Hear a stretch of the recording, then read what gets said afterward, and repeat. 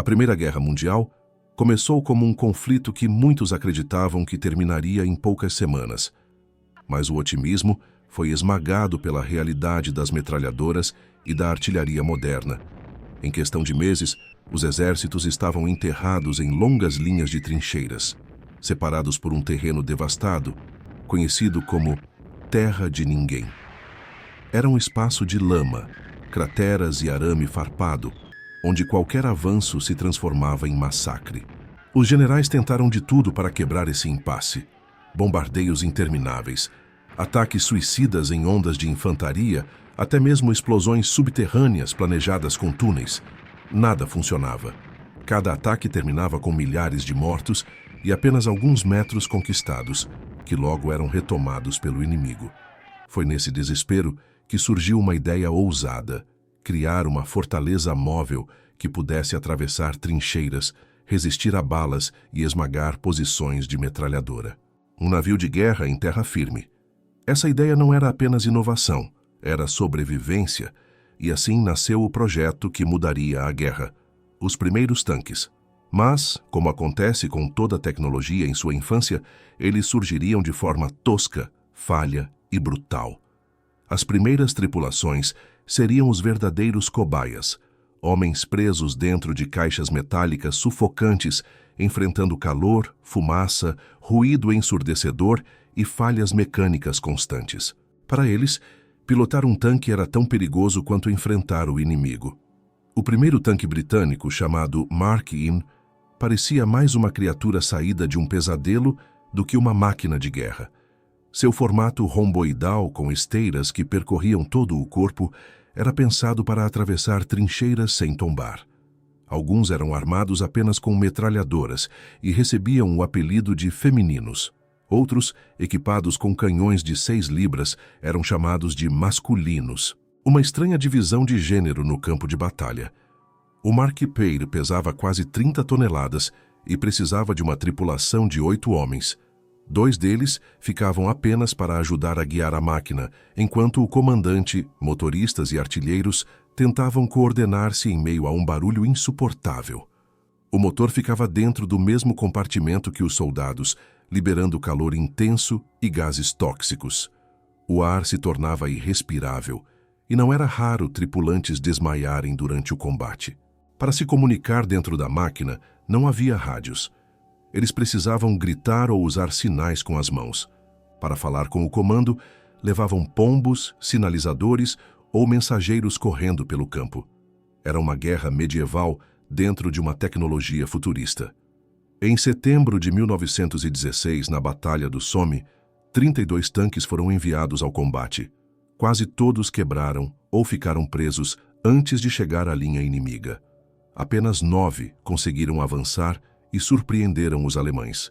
As balas ricocheteavam na blindagem e os soldados inimigos entraram em pânico diante da visão dessas máquinas arrastando-se pelo campo. O efeito psicológico foi devastador. Pela primeira vez, a guerra estática parecia ter encontrado um possível fim. Quando o segredo acabou, os alemães não perderam tempo. Se os britânicos apostavam na força bruta, eles buscavam maneiras de neutralizar os gigantes metálicos. No início, bastavam munições improvisadas, como as chamadas balas invertidas, recarregadas com mais pólvora e projetadas para despedaçar o interior dos tanques. Depois vieram munições especiais de tungstênio, rifles antitanque gigantes e, claro, a artilharia pesada.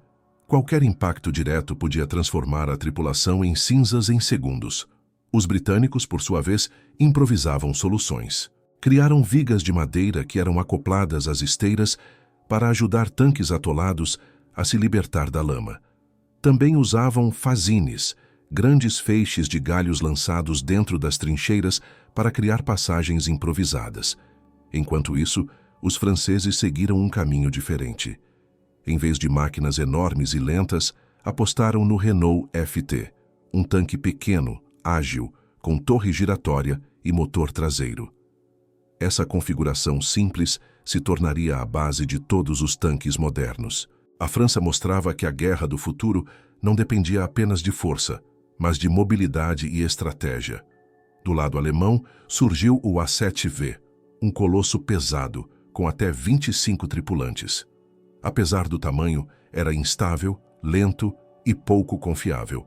O contraste era evidente. A corrida pelo domínio tecnológico ainda estava no início. Nada, porém, simboliza melhor a realidade cruel dos primeiros tanques do que a história do Frei Bentos. Em agosto de 1917, durante uma ofensiva britânica, esse Mark Arthur foi atingido e atolou em meio a trincheiras inimigas. Preso, cercado e sem apoio da infantaria, ele se transformou em uma fortaleza isolada no meio do território alemão. A tripulação foi imediatamente atacada. Soldados inimigos escalavam o tanque, tentando jogar granadas pelas escotilhas. Dentro, os britânicos resistiam com tiros a queima-roupa, repelindo ataques desesperados. Cada um dos 8 homens foi ferido em algum momento, mas nenhum desistiu. Sem água ou comida, beberam líquido dos radiadores e até lama para se manter vivos. A cada hora, novas investidas inimigas transformavam o interior do tanque em um forno sufocante de pólvora e sangue. Durante 3 dias e 2 noites, o Frei Bentos resistiu sozinho, cercado, abandonado, quase transformado em tumba metálica. Na terceira noite, já sem munição, a tripulação decidiu arriscar a fuga. Um por um, rastejaram pela lama, passando despercebidos pelos alemães, até alcançarem as trincheiras britânicas. 7 dos 8 homens sobreviveram. Essa história não foi apenas um ato de coragem, mas a prova de que o tanque era mais do que uma arma. Era um símbolo da obstinação humana em buscar vantagem, mesmo dentro de uma máquina que parecia mais inimiga do que aliada. O Frei Bentos sobreviveu como lenda, lembrando ao mundo que antes de se tornar uma peça essencial da guerra moderna, o tanque nasceu em meio a falhas, improvisos e heroísmo. No fim, os tanques da Primeira Guerra não foram apenas máquinas, foram metáforas de um mundo em transição. Nasceram frágeis, lentos, quase inúteis, mas carregavam dentro de si a semente de um futuro inevitável. Eles representavam a luta do homem contra os limites impostos pela própria guerra que criou, uma tentativa desesperada de romper a estagnação do horror das trincheiras. O Mark I, o Renault FT, o A7V, todos eram experimentos de um tempo em que a tecnologia ainda engatinhava, mas já apontava para o século seguinte. Atrás de cada blindagem enferrujada, havia tripulações que respiravam fumaça, engoliam medo e, mesmo assim, seguiam em frente. Não era apenas uma batalha de exércitos, era a batalha da coragem contra a impossibilidade. Histórias como a do Frei Bentos nos lembram que a guerra não é feita apenas de números, estratégias ou mapas. Ela é feita de escolhas humanas, de resistência em meio ao absurdo, de homens que se recusaram a sucumbir mesmo quando tudo parecia perdido. E é justamente isso que torna essas memórias tão poderosas. Elas não falam apenas do passado, mas ecoam no presente. Porque, em última instância, toda grande invenção nasce assim. Imperfeita, dolorosa, marcada por erros e sacrifícios. O tanque, que hoje simboliza força e poder militar, começou como uma caixa barulhenta de ferro que mal conseguia atravessar a lama. E ainda assim, abriu caminho para uma nova era. O legado desses primeiros blindados não está apenas no aço ou nos motores, mas na lembrança de que, diante do impossível, o ser humano sempre encontrará uma forma de avançar, mesmo que seja rastejando, mesmo que seja sufocado pela fumaça, mesmo que seja dentro de uma tumba metálica chamada tanque.